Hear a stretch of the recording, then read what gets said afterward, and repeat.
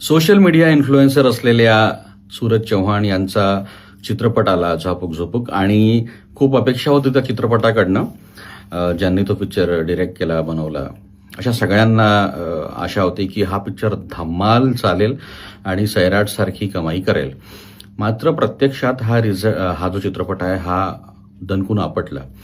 आता का बरं असं झालं? कारण सूरज चव्हाण मराठी बिग बॉसमध्ये येऊन गेलेला होता. Suraj Chavan social media influencer होता, मोठ्या प्रमाणात त्याचे फॉलोअर्स होते.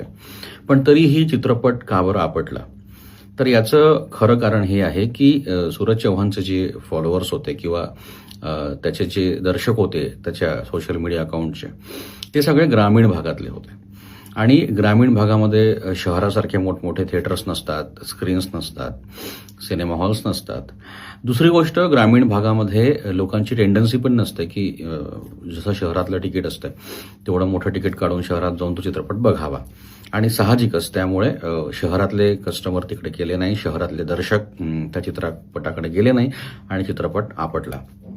याच प्रकारे इलेक्शनमध्ये आपण पाहिलं की एजाज खान नावाचा एक बिग बॉसमध्ये गेलेला व्यक्ती आणि त्याचे सोशल मीडियावर त्याचे 5.6 मिलियन्स फॉलोअर्स होते.